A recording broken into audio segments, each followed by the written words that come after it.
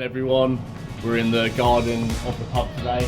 As you can see on the wall, good times. It's good times because we're brewing our second batch of Nerd Culture, but with a slightly different twist. We're using different dried hops this time.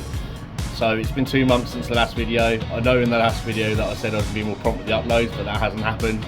Life gets in the way with work, the brewery, family life, and with the baby, who's now 4 months old. It's mad, the time's flying. In this video, I'm going to show you a bunch of clips over the last 2 months, showing the beers that we produced and an event that we went to. I'll put some screenshots as well in there just to show you what we've been up to, and also in the video I'll show you the brew today as well. Cheers.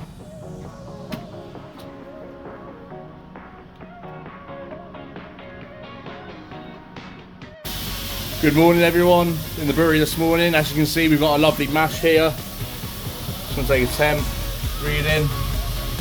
Look at that, spot on. So we're brewing a West Coast IPA today. Just topping up the HLT with our sparge water and then get it heating, which I will turn on now. Fermenter's been cleaned, just needs sanitising, as does the chiller and the kettle. You'll see here a bunch of key kegs here and here. This is our fresh batch of Adventure Pale Ale that I kegged the other day that you may see some footage of because I did take some videos. Yeah, so another brew day, follow me through with it if you're interested. Forgot to mention the grain that we're using here. So we've got crisp extra pale malt for our base malt. Then we've got Crystal 240 and to give us our colour and that sort of caramel flavour. And then we've got a little bit of torrefied wheat in there for head retention. Water profile is sulphate leaning, so 2:1 or 3:1 ratio. And we've achieved that with adjusting our water profile with Epsom salts and gypsum. Didn't get any footage of the sparge, but we completed it about 15 minutes ago, just letting the final wort run out of there into the kettle. Kettle salts and anti-foam's gone in now, so I'm going to get this up to pre-boil vol and then wait for our meagre 6 kilowatt and 3 kilowatt heat elements to get to a boil. That was the brew day of our West Coast IPA, Pints of Authority. The next clips will be us dry hopping the beer, carbonating it, and then getting it into package. Dry hopping our West Coast IPA with some archetypal West Coast hops. First being Amarillo, and the second being Chinook. Let's get them in. I can't find the camera stand today, so this will have to do. CO2 bottle connected here, which is going to push a blanket of CO2 up here. Probably know the drill by now. Given the valve a spray parasitic, that's our first kilogram bag. I'm going to slowly bleed this out, open up the blanket of CO2 and then get the hops in. I hope we're not going to get a hot volcano. Hit our numbers perfectly, 10-11, giving us 6% alcohol by volume. Dumping the cone out of the West Coast IPA. Look at that. Yummy hoppy sludge. That smells good though. So this has been lagering for a couple of weeks now because I went on holiday this weekend. So this is the second purge before we go and carbonate tomorrow and keg the day after. So I imagine this will be incredibly clear for the West Coast. Points of authority we're going to call it. Yeah, you can see how condensed it is. Really cold. 0.5 degrees. You know the drill, carbonation day, equilibrium set to 10 psi, 2 kilograms CO2 going in. Let's get this bad boy carved up.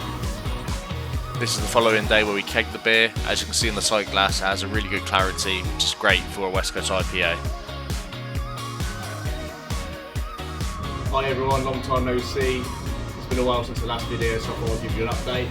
So we're in the brewery today, we're brewing a lager, and that's going to be due in 2 weeks time when we're going down to Wreckfest, which is a local beer festival in Portcullis. So since the last video, I think we might have done 2 or 3 different beers. We rebrewed Adventure Pale Ale because that was selling out basically. We had Nerd Culture, I think that was in the video, which we sold out now. We'll be rebrewing it in 3 weeks time. That was also a sellout. We also had our West Coast IPA, Pints of Authority, and that's 6% West Coast IPA. That's sort of sat here in these kegs. And yeah, as I said earlier, we're doing our lager, which is going to be called Paladin. And yeah, hopefully that'll be our core lager going forward. Phil's designing some artwork for it based on my, well, not real life, my own Paladin in World of Warcraft, which is really, really cool. Not really cool, is it? There we go. Depends how you look at it. So yeah, in the brewery today, we've just mashed in. We've got 20 more minutes of the mashing. Then we're going to get sparging, carry on the rest of the day. The fermenter's full of peracetic acid. So I did the clean on it yesterday, caustic, rinse, and then peracetic today. And then that peracetic acid, you've seen it before, but in case you don't know, we run peracetic through the heat exchanger back into the kettle to just do a loop to make sure that any nasties in the heat exchanger are basically dead. Some may say it's overkill because you said hot work for it, but it doesn't hurt to do a peracetic for it as well. Here we have our kettle. You can see where the caustic line's been sitting over the elements.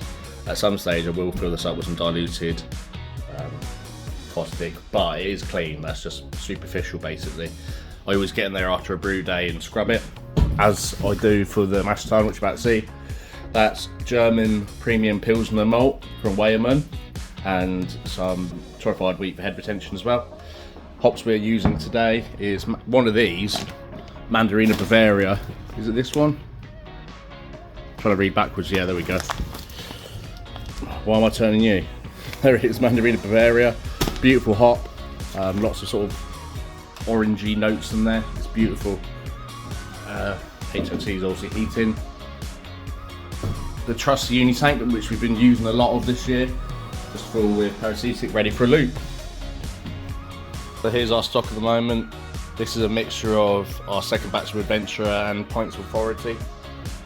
And then out here, we've got more Pints of Authority. Because we don't have a storeroom, we have to store it in the brewery. And that can be a challenge with storage, but thankfully Key Kegs Profile are really handy so that you can stack them. You could even go 3 high and be quite safe, but we've gone 2 high here. But 3 high, you can do it, you just need to yeah, be careful, but that's how we save space. We're also planning on putting some more cladding on the roof, basically to keep this area cool. When the doors are open, it's really cool in here, whereas when they're shut, and especially with the nice weather we've been having, it does get pretty warm in here. So that wasn't a challenge in the winter, but obviously now in the summer we had to look at that. But yeah, we're going to plan to put some pallets on the top and create a buffer, an air gap if you will. We've got ideas for solutions of a cold room, but at the moment it's not been on the priority, but it will be soon to keep these nice and cool basically. Got a Vorluth going, Recirc, all that sugary goodness in there.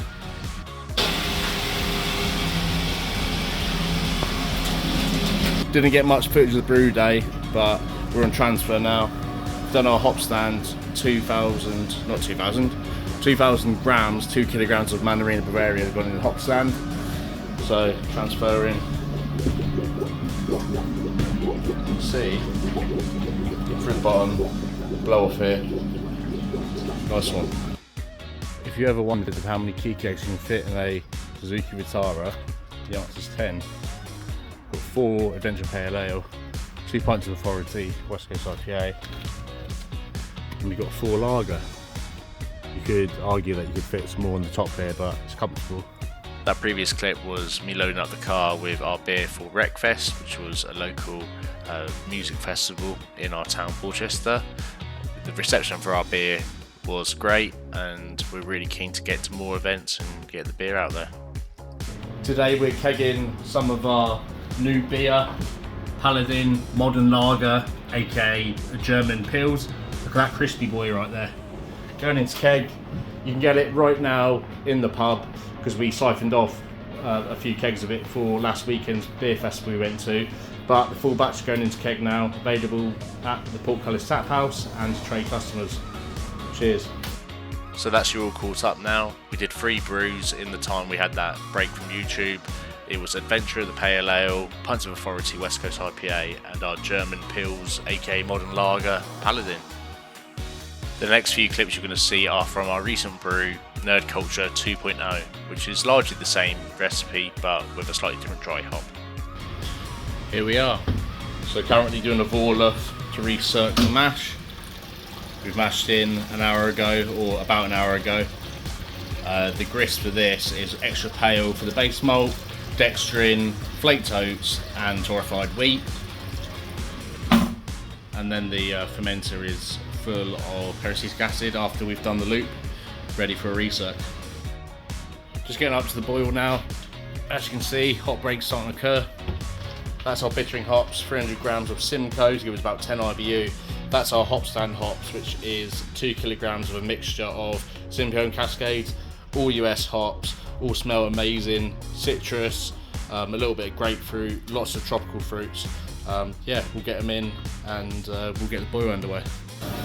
We finished the boil and we did the hop stand at 85 Celsius, 2 kilograms of Whirlpool or hop stand hops have gone in, transfer it through the chiller, set a nice 20 Celsius, coming out here into the fermenter, and then you can see it bubbling away, showing the transfers underway.